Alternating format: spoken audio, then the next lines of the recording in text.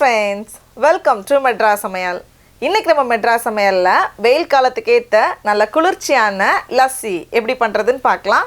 இது பண்றதுக்கு நான் இன்னைக்கு வந்து 2 கப் ரொம்ப புளிப்பு இல்லாத தயிர் எடுத்துர்க்கேன். பாருங்க ரொம்ப புளிக்காத தயிர் எடுத்துக்கோங்க. இத வந்து ஒரு மிக்ஸி ஜார்ல மாத்திக்கலாம். 2 கப். ரொம்ப கெட்டியான தயிர்னா தண்ணி தேவைப்படும். இது வந்து கொஞ்சம் லேசா தான் இருக்கறனால நான் தண்ணி சேர்க்கல. கூடவே கொஞ்சம் குளிர்ச்சிக்காக ஐஸ் கியூப் வேணும்னா சேர்த்துக்கலாம். ரொம்ப சில்லுன்னு வேணானா இது சேர்க்க தேவையில்லை. நான் சேர்க்கல. தேவையான அளவு சர்க்கரை நான் வந்து 1/2 கப் எடுத்துருக்கேன். உங்களோட இனிப்புக்கு ஏற்றவாறு நம்ம கூடவோ குறைவோ சேர்த்துக்கலாம். கடைசியாக கொஞ்சமாக ஏலக்காய் தூள் நல்ல வாசனையாக இருக்கும். அவ்வளோதான், கிட்டத்தட்ட ரெடி ஆகியாச்சு. நீங்கள் வந்து மிக்சியில் அரைச்சதுக்கப்புறமா பாருங்கள். ரொம்ப கெட்டியாக இருந்துச்சுன்னா உங்களுக்கு தேவைப்பட்ட தண்ணி எக்ஸ்ட்ரா சேர்த்துக்கோங்க. அப்படி இல்லைன்னா நம்ம இப்படியே பரிமாறிக்கலாம்.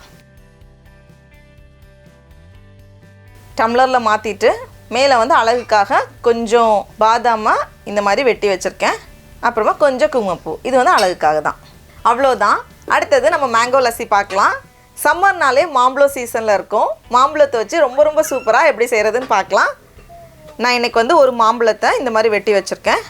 இதை வந்து ஃபஸ்ட்டு மிக்சியில் மாற்றி அரைச்சி எடுத்துக்கோங்க.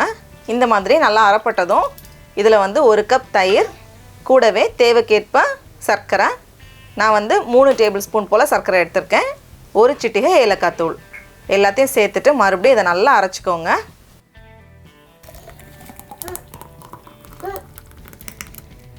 இது மேலே டெக்கரேட் பண்ணுறதுக்காக கொஞ்சம் மாம்பழத்தை இந்த மாதிரி வெட்டி வச்சுருக்கேன். அப்புறமா ஒரு புதினா இலை. அவ்வளோதான்.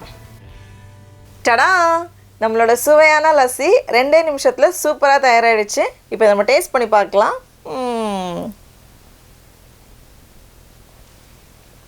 ரொம்ப சூப்பராக இருக்குது.